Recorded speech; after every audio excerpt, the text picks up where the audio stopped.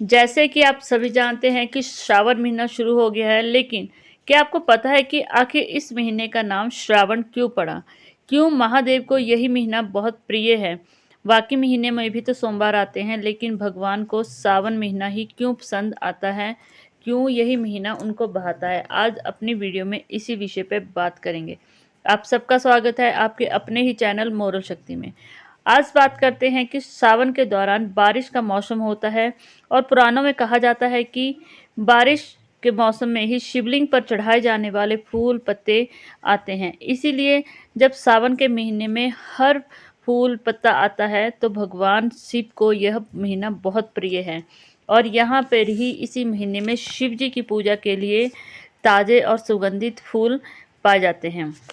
स्कंद पुराण की मान के चलें तो वर्णित कथन के अनुसार शिव ने स्वयं कहा है, मुझे सावन का महीना बहुत प्रिय है, इसीलिए महीने की हर तिथि व व्रत पवित्र होता है। इस महीने का नाम श्रावण क्यों पड़ा, इसके बारे में भी शिव पुराण में कहा गया है। शिव पुराण व स्कंद पुराण के बारे में इसके दो वजह बताई गई हैं।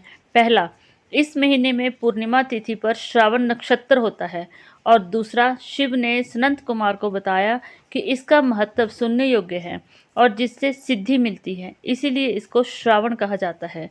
इसमें निर्मलता का गुण होने के साथ साथ यह आकाश के समान भी है, इसीलिए इसे नाभा भी कहा जाता है।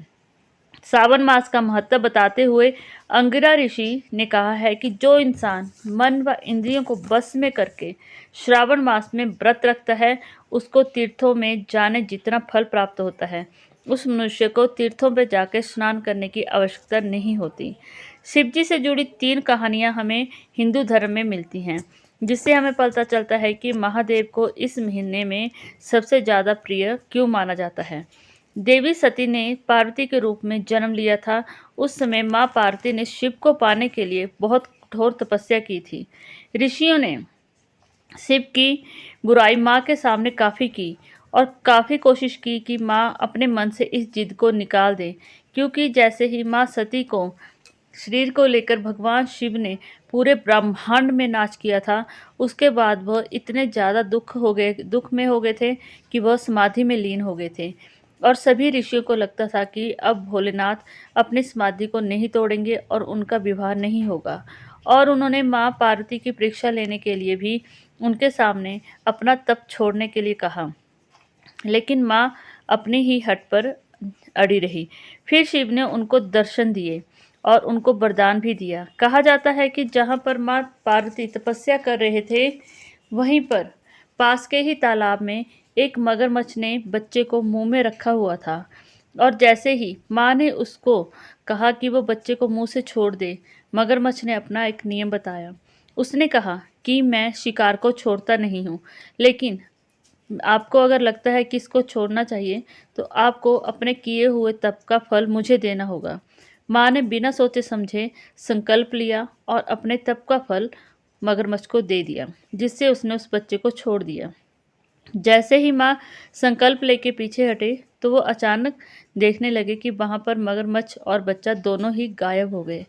तभी महादेव आए और उन्होंने पार्वती को कहा कि हे पार्वती, मैं तुम्हारी परीक्षा ले रहा था, इसीलिए तुम्हें दोबारा से तपस्या नहीं करनी पड़ेगी, क्योंकि तूने अपने तपस्या का जो फल था वो मगरमच्छ यानी मुझे ही दिया है। मैं ही मगरमच्छ के रूप में आया था, इसीलिए तुमने तपस्या भी मेरे लिए ही की थी। पार्वती की इसी तपस्या से खुश होकर महादेव ने उनको अपनी पत्नी के रूप में चुना था। हिंदू धर्म में दूसरी कहानी बताई जाती है कामदेव की। शिव को कामातक भी कहा जाता है कि ब्रह्मा जी ने से एक बार राक्षस तारकासुर ने 2 वरदान पाए। पहला वरदान तीनों लोकों में उसका ही बोलवाला हो, क्योंकि वह जानता था कि शिव अपनी समाधि में जा चुके हैं और उनका कोई पुत्र है भी नहीं और आगे पुत्र होने की कोई संभावना भी नहीं है। वरदान पाकर तारकासुर ने तीनों लोकों पर विजय पाई और हर तरफ हाहाकार मच गया। देवता ब्रह्मा जी के पास गए तो ब्रह्मा जी ने बताया कि शिव पुत्र के हाथों ही तारकासुर की मृत्यु होगी। ब्रह्मा जी को पता था कि पार्वती शिव जी को पति रूप में पाने के लिए तपस्या कर रही हैं, इसीलिए उन्होंने पार्वती की तरफ भी नहीं देखा। इस बात को देखकर भगवान ब्रह्मा और विष्णु जी दोनों ही चिंता में थे। फिर भी दैत्यों का वध करना असंभव था, तब इंद्र ने कामदेव से कहा कि वह जाकर शिवजी के मन में पार्वती माता के प्रति अनुराग जगाए। कामदेव ने जैसे ही पुष्पबाण ध्यान मगर शिव पर चलाया, शिवजी क्रोधित हो उठे और उनका तीसरा नेत्र खुलते ही कामदेव भस्म हो गए। कामदेव की पत्नी ने शिव से अनुरोध किया कि उनके पति को वो वापस पाना चाहते हैं और प्रार्थना की कि वो उनके पति को जीवित कर दे। शिव ने शांत होकर कहा कि कामदेव का सिर्फ शरीर ही नष्ट हुआ है, उनकी आत्मिक शक्ति नष्ट नहीं हुई है।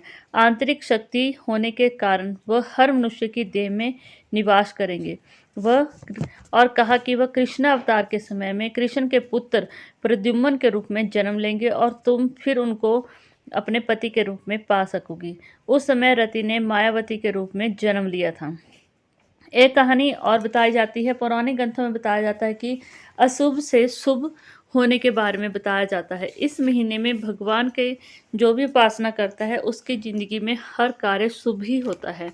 नर्मदा किनारे धर्मपुर नाम का सुंदर नगर था। उसमें विश्वानगर नाम का एक ब्राह्मण अपनी पत्नी के साथ रहता था।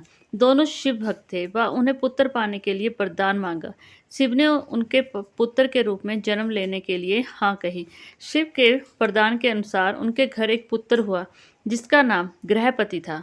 जब वह 11 वर्ष का था तो उसके हाथ देखकर नारद जी ने भविष्यवाणी की थी कि साल भर के भीतर ही उसके साथ कुछ बुरा होगा और वह आग से जुड़ा होगा। माँ बाप को दुखी देखकर बेटे से रहा नहीं गया और उसने अपने माँ बाप को चेतावना देते हुए कहा कि वह महादेव को इतना ज़्यादा प्रसन्न करेगा कि सारा ही संकट टल जाएगा। माता पिता की आज्ञा पाकर गृहपति शिव नगर काशी में पहुंचा और वहां उसने गंगा के मणिकर्णिका घाट पर स्नान किया और पूरा साल शिवलिंग की पूजा की।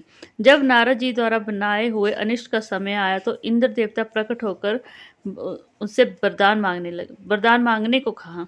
उसने वरदान मांगने से इनकार कर दिया और कहा कि उसने शिव की भक्ति की है और वरदान भी शिव ही देंगे। यह सुनकर इंद्र क्रोधित हो उठा और बालक को मारने के लिए गदा उठाई। गृहपति ने शिव से रक्षा की याचना की और तभी शिव जी ने उसको दर्शन दिए और कहा कि डरो मत, मैं ही शिव जी हूँ और इंद्र के रूप में तुम्हारी परीक्षा लेने के लिए आया था। महादेव ने कहा कि मैं तुम्हें अग्नेश्वर का नाम देता हूँ, तुम आग्नेय दिशा के रक्षक रहोगे और तुम्हारा भक्त अग्नि, बिजली व अकाल मृत्यु से हमेशा ही परे रहेगा। अग्नि को शिव के रूप में जाना जाता है, इसलिए तुम मेरा ही रूप कहलाओगे। तो यह थी दोस्तों कहानी कि आखिर इस महीने का नाम श्रावण मास क्यों पड़ा। क्या आप इसके बारे में जानते थे या आपको इस विषय में किसी और कहानी का पता है तो प्लीज़ कमेंट करके अवश्य बताएं। अगर आप मेरे चैनल पर नए हैं तो जितना ज़्यादा हो सके वीडियो को शेयर कीजिए, लाइक कीजिए और चैनल को सब्सक्राइब करना मत भूलिए। हर हर महादेव।